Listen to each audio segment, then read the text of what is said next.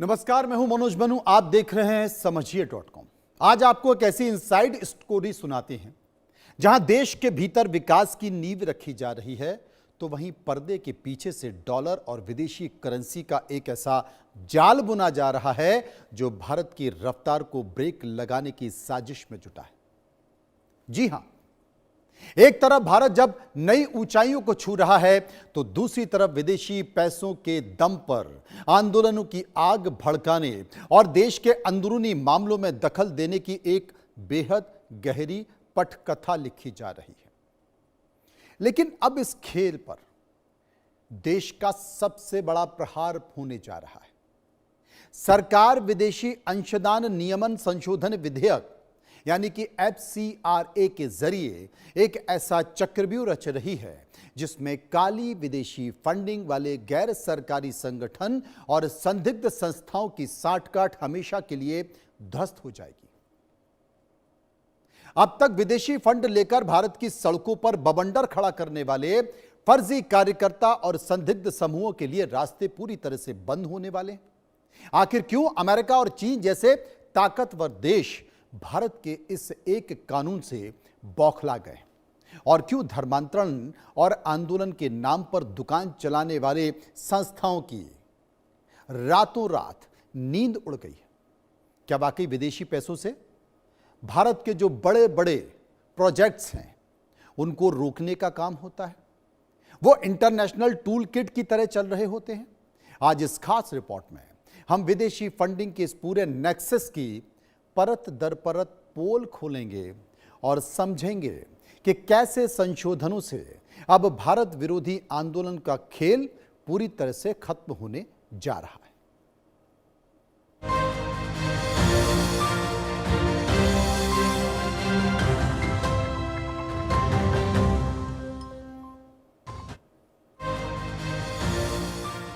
यहां पर मैं आपको आज एक बात बताना चाहता हूं। संसद का सत्र चल रहा है। संसद के सत्र में कुछ कानून आ रहे हैं, कुछ बिल आ रहे हैं, कुछ विधेयक आ रहे हैं। उनमें से एक विधेयक है FCRA का विधेयक। सरकार बड़ी गंभीरता से इस पर काम कर रही है। विदेशी अंशदान नियमन कानून यानी कि FCRA, यह भी विधेयक आ रहा है।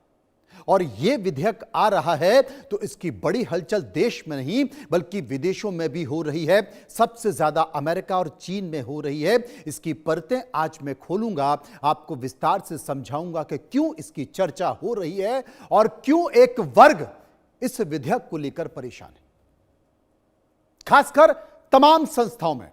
मैं हर संस्था की बात नहीं कर रहा है, मैं रुक कर आपको कुछ समझाना चाहता हूं। इस देश में ऐसी बहुत सी संस्थाएं हैं जो इस देश में महिलाओं के लिए, पर्यावरण के लिए, गरीबों के लिए, पीड़ित और शोषित वर्ग के लिए, जंगलों के लिए काम कर रहे हैं, जानवर के लिए काम कर रहे हैं। बहुत सारी ऐसी संस्थाएं जो अच्छा काम कर रही हैं। लेकिन कुछ ऐसी संस्थाएं हैं जो विदेशों से फंड लेकर देश में एक व्यूह रचना रच रही हैं। अब तमाम सारी बातों के बीच विदेशों से आने वाला कोई भी पैसा भारत की संप्रभुता, सुरक्षा और लोकतांत्रिक ढांचे को नुकसान ना पहुंचा सके। अगर आसान शब्दों में आप समझें कि जब भी कोई भारतीय व्यक्ति गैर सरकारी संगठन यानी कि NGO, ट्रस्ट या संस्था विदेश से किसी भी रूप में कोई आर्थिक मदद या डोनेशन लेती है, तो उस पर इस कानून का कड़ाई से, नियम से पालन होगा। इसका मुख्य उद्देश्य क्या है? विदेशी धन के इस्तेमाल में पूरी तरह से पारदर्शिता और जवाबदेही तय करना है, ताकि भारत के घरेलू मामलों में किसी बाहरी ताकत का अनुचित प्रभाव ना पड़े। ऐतिहासिक रूप से यह कानून सबसे पहले 1976 में आपातकाल के दौरान अस्तित्व में आया था। 1976 में जब सरकार थी वो इस कानून को लेके आई थी। क्यों लेके आई थी यह भी मैं आपको बताऊंगा। जब देश में विदेशी खुफिया एजेंसियों के दखल की आशंका जताई गई थी, इसके बाद साल 2010 में इसे फिर से पुनर्गठित किया गया था। 84 में भी किया गया था, 10 के पहले 84 में भी किया गया था। ताकि बदलते वैश्विक दौर में डिजिटल और वित्तीय लेन देन पर नजर रखी जा सके। इस कानून के तहत विदेशों से पैसा प्राप्त करने वाली हर संस्था को गृह मंत्रालय यानी कि होम मिनिस्ट्री भारत सरकार के पास रजिस्ट्रेशन कराना अनिवार्य होता है, जिसकी वैधता 5 साल की होती है। बिना मान्यता के कोई भी विदेशी फंड लेना पूरी तरह से गैर कानूनी माना जाता है। नए दौर में इस कानून को और सख्त किया जा रहा है ताकि विकास कार्यों के नाम पर मिले पैसों का दुरुपयोग देश विरोधी गतिविधि, प्रोजेक्ट विरोधी गतिविधि या माहौल खराने के लिए या राजनीतिक दुष्प्रचार के लिए ना किया जा सके। मैं जो बोल रहा हूं उसको गौर से सुनिएगा और ठहरते जाइएगा।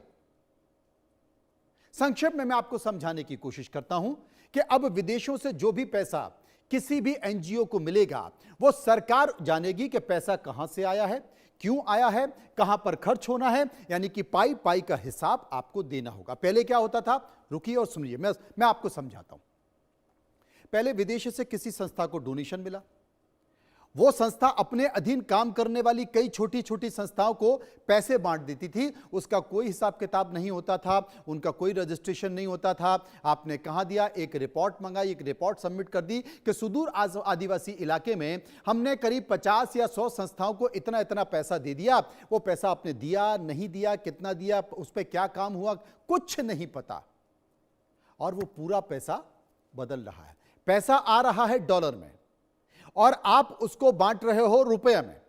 यह पूरा एक बड़ा नेक्सस है। इसी पर केंद्र सरकार की नजर टिक गई है और इसी को लेकर स्पष्टता अब सरकार करने जा रही है, क्योंकि विदेशी फंडिंग के साथ पर्दे के पीछे का जो खेल है वो एक ऐसी साजिश हो सकती है जिसमें देश के लोग ही किसी भटकाव में आ जाएं और देश का नुकसान कर दें। अब यह नहीं होगा। इस बात को लेकर हम आपको कई तरीकों से समझाने वाले हैं, जबकि यह भी बता दूं कि नेक कार्य के लिए आने वाले विदेशी फंड को लेकर ना तो कोई रोक होगी और ना इस पर कोई कार्रवाई होगी। बस केवल इतना होगा कि आपकी कोई संस्था है, आपकी कोई एनजीओ है, उसमें जो विदेशों से डॉलर में पैसा आ रहा है, चीन से आ रहा है, अमेरिका से आ रहा है, वो कितना आ रहा है, उसके लिए आपको अलग से एक अकाउंट खोलना होगा।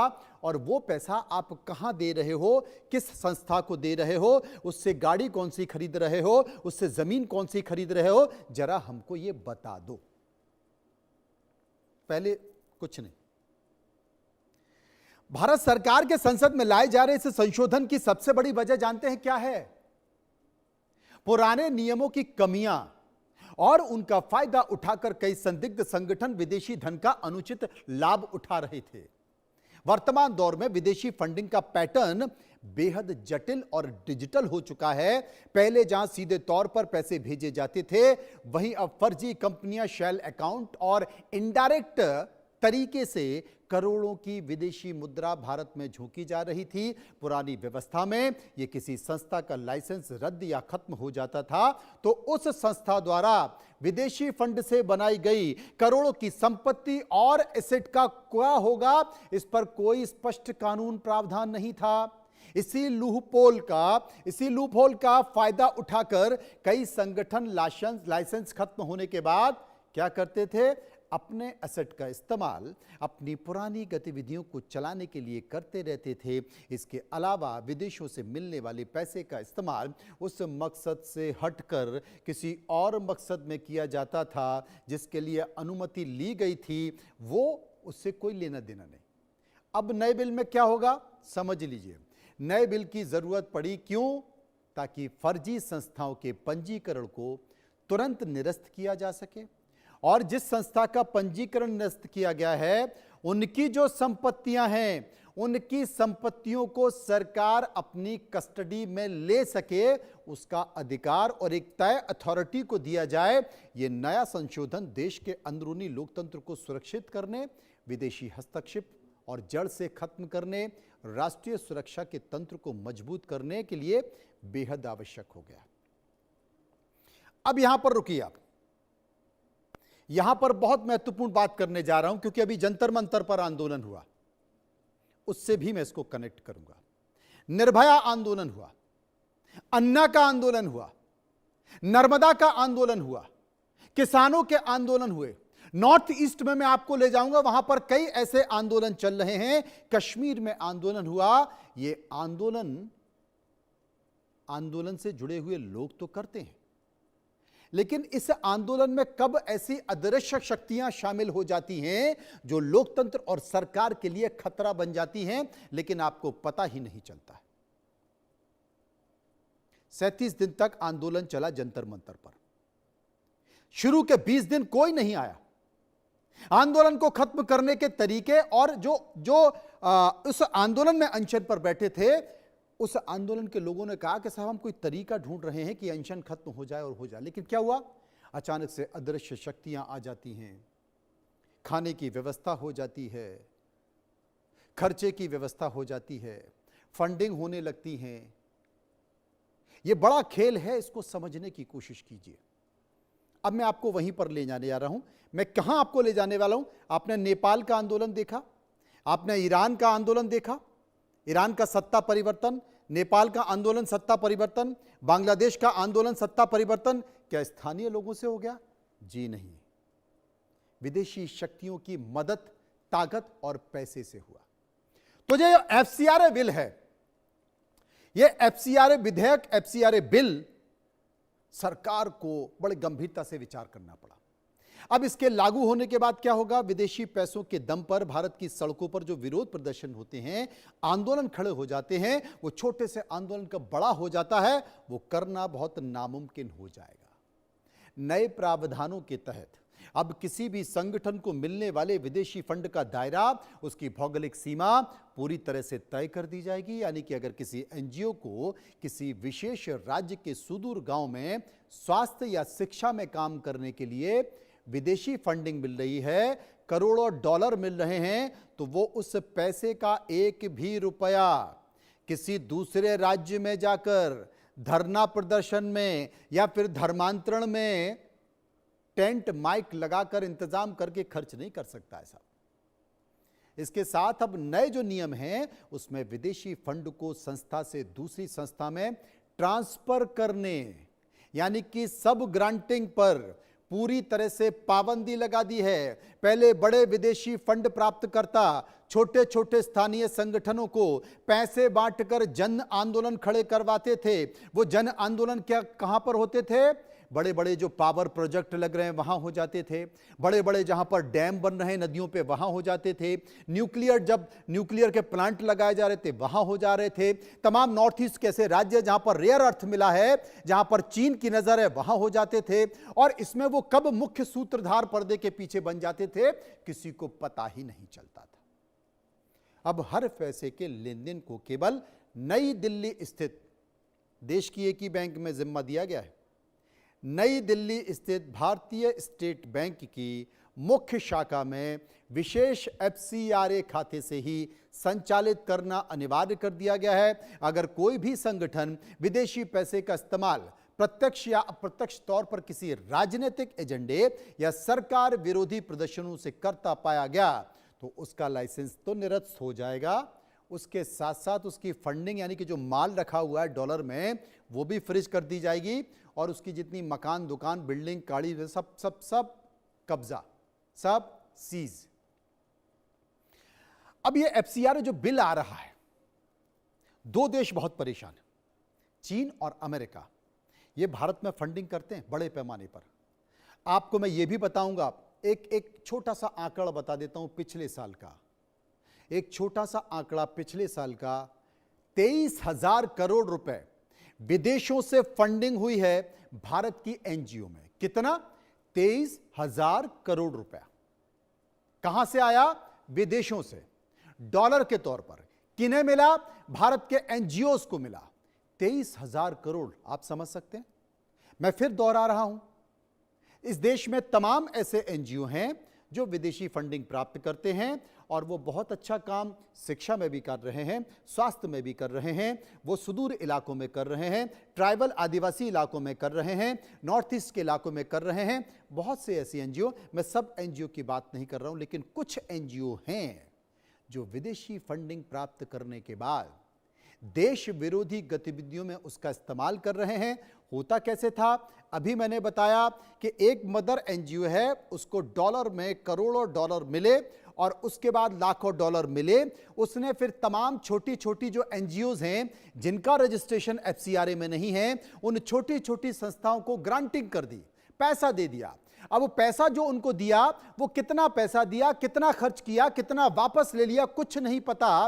वो पैसा क्या देश विरोधी गतिविधियों में लग रहा है? सरकार ने पूरी स्क्रिप्ट पढ़ ली। अब चीन और अमेरिका में परेशानी क्यों है, इसको समझिए। असल में अमेरिका के दबाव बनाने के लिए ये तमाम रास्ते जो चीनी नेटवर्क पर भारत का तगड़ा प्रहार है, विदेशी थिंक टैंक का असर खत्म हो रहा है। भारत के जो घरेलू मामले हैं उसमें इन विदेशों पर दखल बंद हो जाएगा। विदेशी फंडिंग का खेल समझिए, आप चौंक जाएंगे। भारत में जब भी कोई बड़ा बुनियादी ढांचा या ऊर्जा प्रोजेक्ट, पावर प्लांट लगता है या नदियों पर बड़ा काम होता है, तो अचानक से क्या होता है, स्थानीय स्तर पर बड़े पैमाने पर लोग आ जाते हैं, विरोध प्रदर्शन शुरू कर देते हैं। वहां पर बहुत सारी संस्थाएं पहुंच जाती हैं। उन संस्थाओं में कैसे कैसे लोग होते हैं, खादी का कुर्ता पहनकर, चप्पल पहनकर तमाम लोग आएंगे, भाषण देकर चले जाएंगे। कहां से आए थे? बेंगलुरु से आए थे, हैदराबाद से आए थे, दिल्ली से आए थे। ऐसा लगेगा साहब इनसे गरीब तो कोई है ही नहीं, ये तो गरीब ही पैदा हुए थे और गरीब ही मर जाएंगे।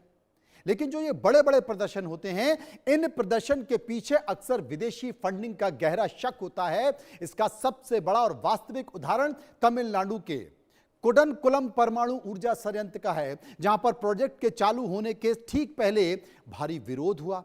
जांच में कई एनजीओ को जो संदिग्ध विदेशी फंडिंग मिली वो सामने निकल कर आ गई। और इसी तरह असम और अरुणाचल में भी हाइड्रो इलेक्ट्रिक पावर प्रोजेक्ट और फिर कोयला खदानों के खिलाफ होने वाले अभियानों में अक्सर अंतर्राष्ट्रीय पर्यावरणीय संगठनों का पैसा आया। इस स्थिति में जो सबसे बड़ा ताजा उदाहरण मैं आपको बता रहा हूं, जो कि अभी मीडिया में बहुत चर्चाओं में है, अंडमान निकोबार।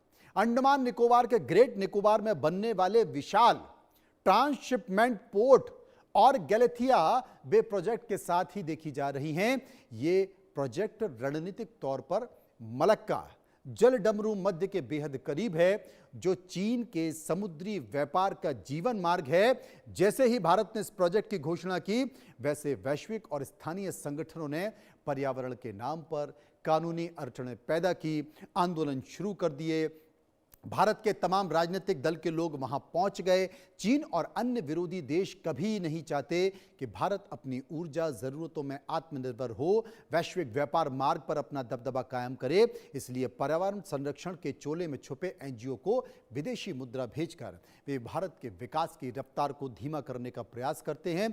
दूसरा खेल, विदेशी देशों को कुछ ऐसे प्रोजेक्ट में अपना नुकसान दिखता है जो हल्का फुल्का विरोध दर्ज कर चुप हो जाते हैं, लेकिन इसके बाद अंदर ही अंदर वो विदेशी फंडिंग से किसी प्रोजेक्ट के विरोध के लिए जाल बुनते हैं। ऐसा कुछ करते हैं जिससे आंदोलन शुरू हो जाए और प्रोजेक्ट रुक जाए। अंडमान निकोबार की बात कर रहा हूं। अंडमान निकोबार में आपने देखा, जानते हैं क्या है? Malacca state. मलक्का स्टेट एक ऐसा राज्य है कि भारत सीधे वहां पर खड़े होकर, अगर अंडमान निकोबार में खड़े हो जाएं तो नाक की सीध में 100 किलोमीटर तक आपको मलक्का स्टेट दिखाई देगा। दिखाई तो नहीं देगा, लेकिन सीधे 100 किलोमीटर की दूरी। एक रणनीतिक क्षेत्र है वो, व्यापार की दृष्टि से भी, जलमार्ग की दृष्टि से भी और भारत की सुरक्षा की दृष्टि से भी चीन को खटक गया है, क्योंकि चीन मलक्का में कब्जा करने के लिए लगा हुआ है। वो अपना प्रभुत्व जमाने में लगा हुआ है।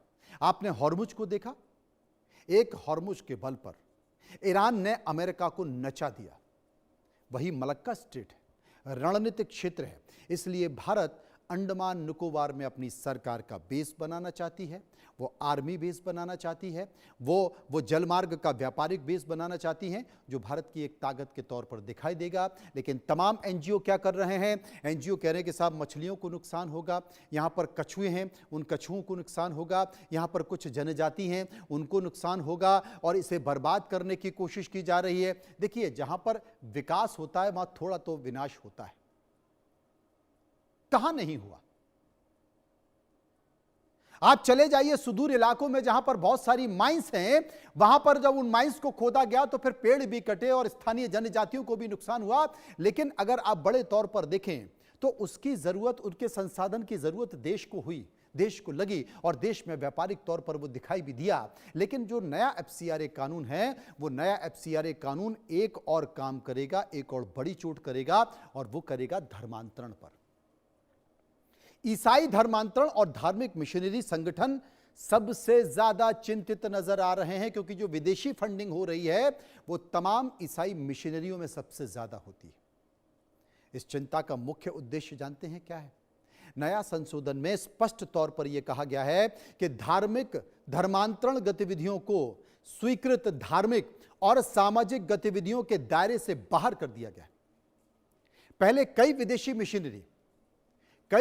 मिशनरी संस्थाएं सामाजिक कल्याण, अनाथालय, अस्पताल, मुफ्त शिक्षा के नाम पर विदेशों से करोड़ों डॉलर का फंड प्राप्त करती थी। लेकिन उस फंड का इस्तेमाल वो सुदूर ग्रामीण और आदिवासी इलाकों में प्रलोभन देकर धर्मांतरण कराने में इस्तेमाल करती थी।